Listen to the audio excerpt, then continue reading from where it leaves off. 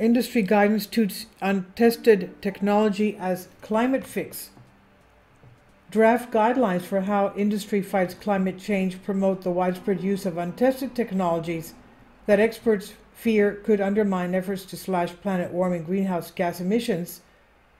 AFP can reveal the guidance appears to encourage high polluting sectors to take the cheapest route towards limiting global warming, potentially decoupling emissions cuts from the temperature goals outlined in the Paris Climate Agreement. The International Organization for Standardization, ISO, a global industry-driven not-profit group comprising more than 160 member states, has produced a new draft guidance on climate action for businesses. Rather than measuring climate action by the yardstick of emissions reduction, the draft, seen by AFP, concentrates on managing radiative forcing, which is the amount of excess energy trapped in Earth's atmosphere, creating the greenhouse gas effect, obviously. Specifically, it looks at techniques for manipulating the climate through large-scale geoengineering, notably one called solar radiation management, SRM. SRM entails injecting heat-deflecting aerosols directly into Earth's stratosphere to bounce more of the sun's heat back into space. Studies have shown that SRM could be extremely effective and relatively inexpensive in stemming rising temperatures. But there are fears that tinkering with Earth's atmosphere, of course, could unleash a tide of unintended consequences, potentially destabilizing global weather patterns and undermining even food security. There is a really profound risk when you take something as untested, controversial, politically volatile, and morally risky as geoengineering, and you make it the subject of industry-driven, market-oriented standards, said Carol Muffett, president of the Center for International Environmental Law. What is so significant about this process is that the ISO is a global standard-setting body. Companies tout their ISO compliance as a demonstration of the validity of what they are doing, he told AFP. An ISO spokeswoman confirmed the validity of the draft guidance, but said it was subject to significant further debate and modification. An ISO working group will meet next week in Berkeley, California to discuss the draft and will proceed with it only if there is consensus, she said. Substantial risks. The 2015 Paris Climate Deal commits governments to capping temperature rises to well below 2 degrees Celsius, that's 3.6 degrees Fahrenheit, above pre-industrial levels in order to stave off the worst impacts of climate change.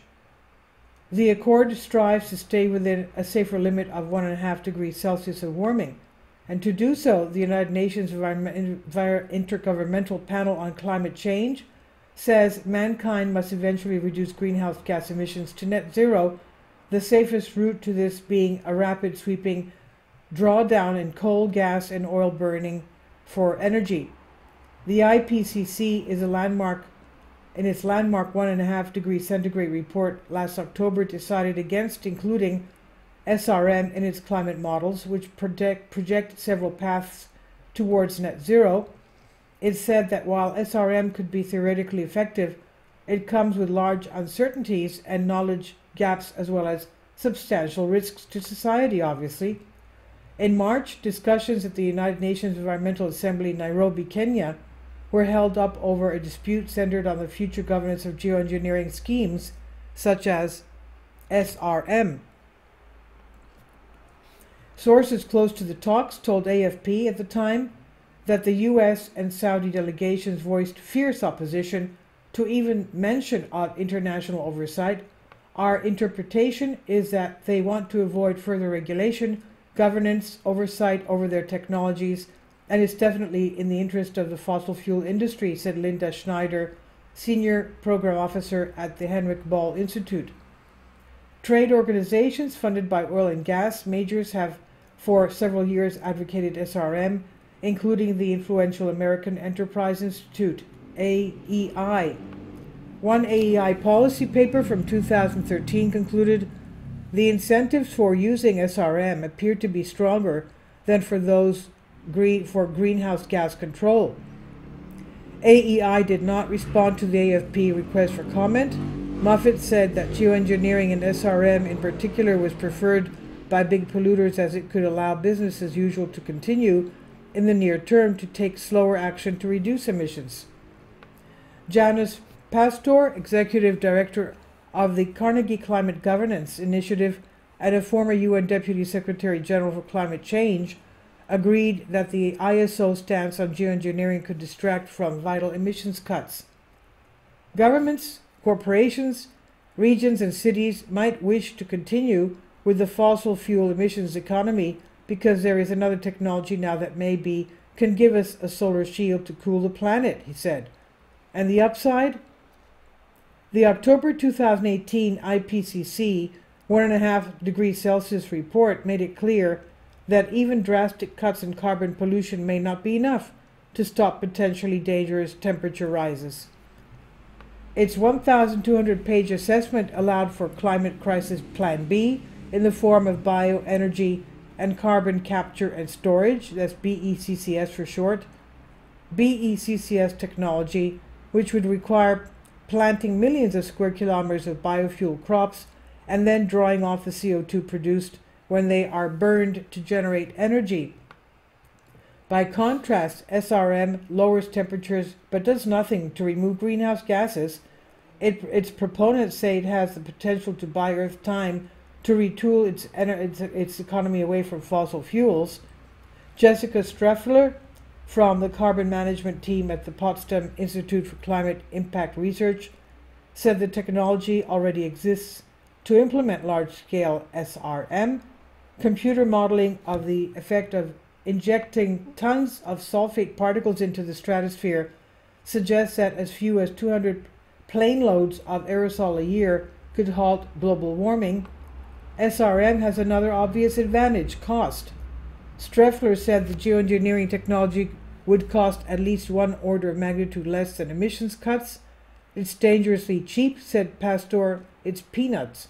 The draft ISO guideline urges companies to prioritize cost-effective approaches to managing temperature rises, something campaigners fear will push firms further towards SRM. Yet SRM, even if successfully deployed to maintain surface temperatures, will do nothing to offset the other effects of global warming, including acidifying oceans and crop damage. For Streffler, the main argument against the technology is how it is governed. There's not really a limit to how much we could do, so then who decides which temperature is most desirable? Do we limit them to 1.5 degrees Celsius? Do we want to go down the 1 degree Celsius or to pre-industrial temperatures, she said. Who decides that? And she said there's a huge international conflict potential. Industry influence. The United Nations Framework Convention on Climate Change, UNFCCC, the main international government-led climate process, measures each nation's contribution towards fighting global warming in terms of emission cuts, but the ISO appears to propose a new standard altogether in which progress is defined by management of radiative forcing to fix the climate to an undefined temperature. It also defines the Paris temperature goals as problematic. The ISO itself says industry expert drives all aspects of the guidance development process, something Moffat said was cause for concern given that industry, including oil and gas majors, often advocate self-regulation when it comes to greening their business models. And here you see geoengineering pushing as a solution through precisely that sort of voluntary approach that industry has long advocated, he said. While ISO guidelines are voluntary and adversary, they help to shape global international business norms. Moffat said, you have a wide array of the world's most damaging companies from an environmental perspective who can point very proudly to their ISO certification. It's a body that is, by design, heavily industry influenced. Pastor said governance of geoengineering technology, because of its global ramifications, cannot be left to the subset of actors. When it comes to tough decisions, they have large impacts, large-scale land use for carbon capture, but the most obvious is SRM. They need engagement from different governments, he said. when you look at the ISO process, it's much more limited than that's not right, because it's not right because most of the impacts, good or bad, will be on developing and vulnerable countries that are not part of that process. This is from AFP on phys.org by Patrick Galley. Please leave your comments. Thank you for your support. Please support my Patreon account. The daily posts are 5 videos daily, and they are totally different from what I have on my YouTube channel. Thank you so much for your support, and that you find all my content so interesting. You'll find the Patreon account details in the description box below.